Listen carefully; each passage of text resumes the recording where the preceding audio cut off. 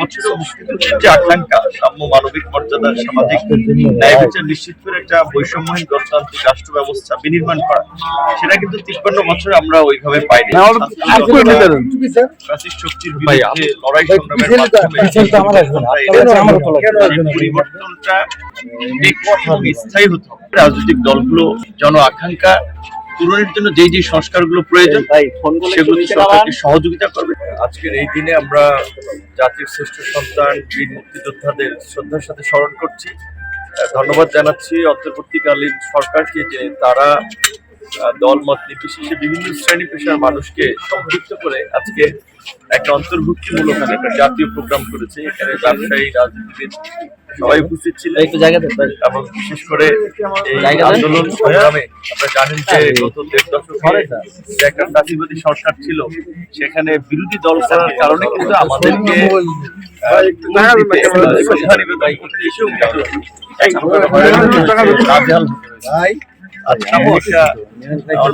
পরিবেশে বিভিন্ন দলের নেতৃবৃন্দ শ্রদ্ধা নিবেদন করেছে। আর বিশেষ করে এইবার যেহেতু একটা পরিবর্তিত প্রেক্ষাপট বাংলাদেশে, সেখানে আমাদের প্রত্যাশা থাকবে যে যেই শক্তির বিরুদ্ধে লড়াই সংগ্রামের মাধ্যমে পরিবর্তনটা স্থায়ী হতে হবে।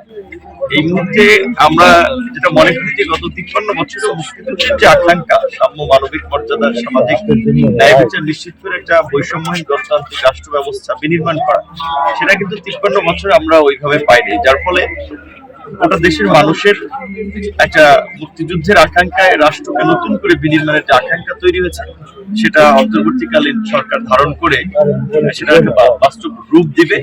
এবং বিশেষ করে ছাত্র জনতা, তরুণরা যেভাবে এই ফ্যাসিস্ট শক্তিকে রুখে দিয়েছে, মুক্তিযুদ্ধের অঙ্গীকারকে বাস্তবায়ন করার জন্য আগামীতে তারা কাজ করবে, আমরা সেই প্রত্যাশা রাখি। আর বিশেষ করে রাজনৈতিক দলগুলো, আপনারা জানেন যে নির্বাচন এবং সংস্কার নিয়ে বিভিন্ন ধরনের মতামত আছে, কিন্তু আমার মনে হয় যে আমরা যদি আজকের এই মুক্তিযোদ্ধাদেরকে স্মরণ করি, এই দেশের কৃষক, শ্রমিক, সাধারণ মানুষ কেন জীবন দিয়েছে, একটা বৈষম্যহীন গণতান্ত্রিক একটা ইনক্লুসিভ সমাজ চেয়েছিল।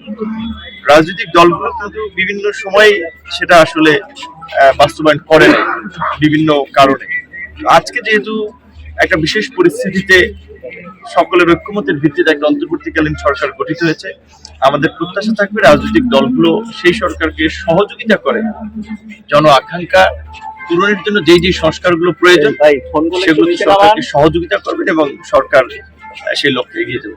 আমরা এইবার বিশেষ করে সব রাজনৈতিক দলগুলো যেহেতু আসলে বলা চলে সরকারকে সমর্থন দেয়, সরকারি কর্মসূচিতে সবাই স্বতঃস্ফূর্তভাবে অংশগ্রহণ করছে, যেটাকে একটা জাতীয় কর্মসূচি, পাশাপাশি দলীয় কর্মসূচি আছে।